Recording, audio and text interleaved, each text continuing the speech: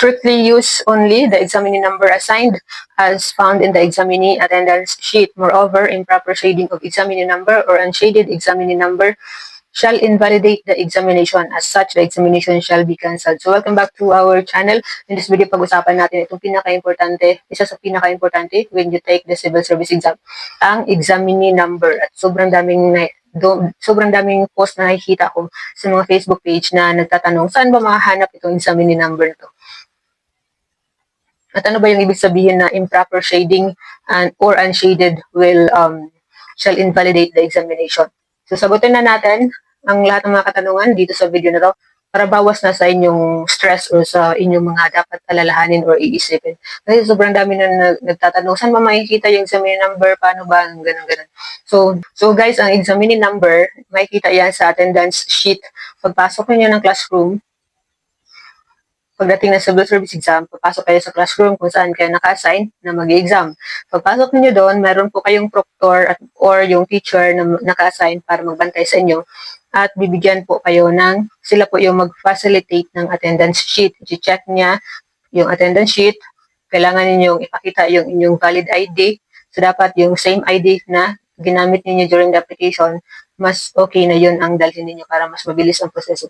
Kapag na-check na ang inyong attendance, so makikita niyo doon ang inyong examinee number.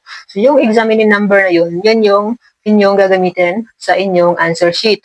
So, huwag mag-alala masyado dahil as long as makinig ka sa instruction ng proctor, hindi ka magkakamali. Okay? So, civil service exam is just like any regular exam sa paaralan na kapag nakinig ka lang sa instruction ng teacher, hindi ka magkakamali. Kaya huwag na masyadong ma-stress ang mga examining number na yan. Ang importante, tama ang pag-shade mo sa iyong answer sheet at importante, huwag mong kalimutan ang pag-shade. Dahil paano naman malalaman during the checking, paano malalaman kung kanino ang papel na yan kung walang examinee number na nakasulat.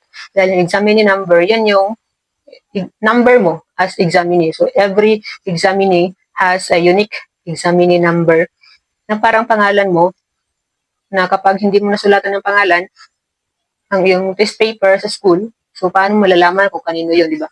Yan, napaka-importante. At syempre, proper shading, ibig sabihin ng proper shading, katulad din ng kung paano kayo mag-shade sa sagot ninyo sa answer sheet. Dapat tama, dapat walang lampas, dapat hindi kulang yung pagka-shade, dapat insakto yung shade sa bilog. So, may video tayo niyan kung paano yung tamang pag-shade sa answer sheet. So, dito sa ating YouTube channel or search nyo lang, proper shading of civil service exam answer sheets. At mas mabuti na yung ballpen ay comfortable kayo at wag na rin ma-pressure or wag na rin masyadong ma-stress kung ano yung ballpen dapat yung gagamitin mo. As long as hindi siya gel pen, hindi siya fountain pen, hindi siya friction pen. So, yung mga normal lang na black ballpen kagaya nito. Kadalasan ginagamit ay Faber-Castell. So, marami uri ng Faber-Castell. So, may ganito din na Faber-Castell. So, 0.7 or 0.5. So, 0.7 maganda siya for shading. So, magdala ng extra. So, kailangan dalawang ballpen yung dala mo, kung pwede tatlo, para sigurado. Dahil minsan hindi nag-work yung ibang ballpen, di ba? Lalo na kung sobrang mura ng ballpen.